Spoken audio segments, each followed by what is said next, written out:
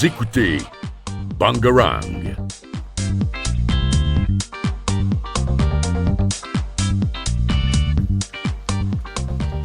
Bonjour à tous et bienvenue sur Take 5, la nouvelle émission de Bangarang, votre radio préférée.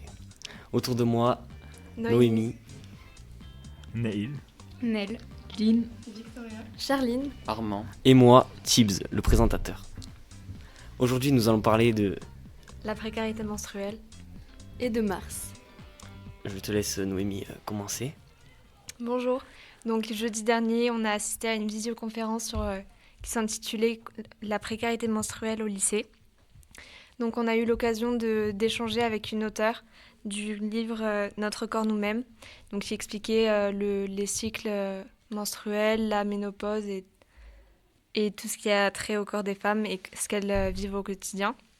Donc ensuite, on a eu une réunion sur la précarité menstruelle et ce qu'il est possible de faire au lycée. Donc on a eu pas mal de choix, de possibilités, de choses à faire dont on échangera un peu plus tard quand ce sera plus défini. Et donc on a réuni pas mal d'éléments, ce qui est possible de faire au lycée, et on va avoir une réunion prochainement pour mettre en lien un peu nos idées. Donc voilà. Est-ce que tu peux nous expliquer ce que c'est exactement la précarité menstruelle ? Donc la précarité menstruelle, c'est des jeunes filles, des jeunes femmes ou des personnes, des garçons trans par exemple, qui ont leurs règles et qui n'ont pas les moyens de s'acheter des protections. Donc on sait que ça coûte très cher, en France c'est entre 5 et 8 euros par mois pour des protections hygiéniques. Et les personnes avec les revenus les plus faibles n'ont pas forcément les moyens de s'offrir ce luxe. Donc c'est vraiment un lien, un élément de différence entre les hommes et les femmes et ce qui doit évoluer. Donc, par exemple, il y a un mois à peu près, dans les universités, les protections hygiéniques ont été rendues gratuites. Et donc, on essaierait de faire un dispositif qui pourrait permettre aux élèves du lycée d'avoir des protections hygiéniques. Merci pour ton intervention, très pertinente d'ailleurs. Nous allons du coup nous intéresser au cas de Charline. Vous écoutez Bangarang.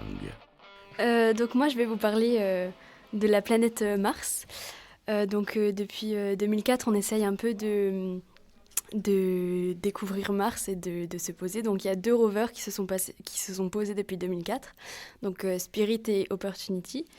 Et là, en 2020, donc le 17 février, on a Perseverance qui s'est posé avec succès sur Mars. Et donc, ce rover, il a pas mal de nouvelles technologies qui nous permettent d'avoir des images de Mars, notamment. On a eu un enregistrement du vent de Mars. Et hier, il y a eu des images d'un tourbillon qui nous sont venus. Donc, on a des tourbillons de sable sur Terre, mais ils sont beaucoup moins importants. 10 mètres environ de hauteur contre à 8 km sur Mars, donc c'est vraiment énorme. Et donc avec ce rover, on va essayer de découvrir si on a des traces d'eau sur cette planète et des traces de vie. Donc on sait que Mars, elle a été un peu comme la Terre, donc il y avait la présence d'eau. On voit que sur la planète, il y a des écoulements d'eau, des creux dans la Terre, donc qui en déduisent d'écoulements d'eau. Donc c'était d'abord à la surface, puis c'est remonté, c'était d'abord sous la surface et c'est remonté à la surface de Mars. Mais Mars a gelé, son noyau est devenu froid, son champ magnétique a disparu, c'est un champ magnétique qui permet de protéger un peu la planète. Et du coup, Mars a été balayé par des vents solaires et qui ont évaporé l'eau, donc il n'y a plus d'eau. Et donc le rover actuel sur Mars va essayer de voir s'il y a des traces de vie. Donc si on trouve des traces de vie, c'est une vie microbienne, puisque donc la vie sur Mars n'aurait pas évolué au stade pluricellulaire, il serait encore cellulaire. Donc on espère avoir bientôt des nouvelles de ce petit rover pour qu'il nous apprenne plein de choses. Et à ton avis, est-ce que tu penses qu'ils vont retrouver des traces de vie sur Mars ? Pourquoi pas ? Je ne suis pas dans le futur, mais ça peut.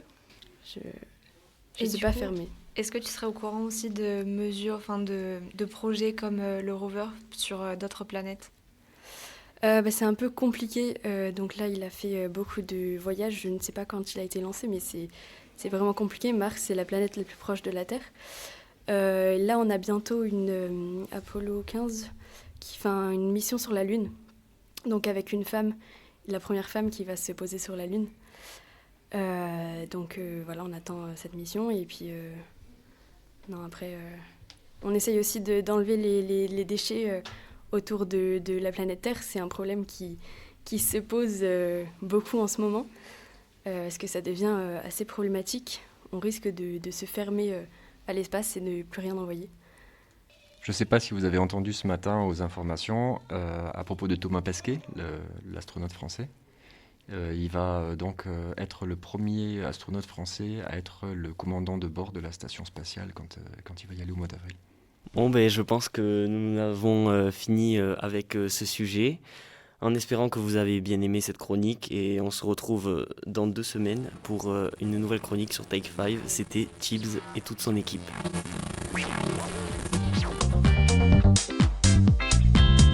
Vous écoutez Bangarang.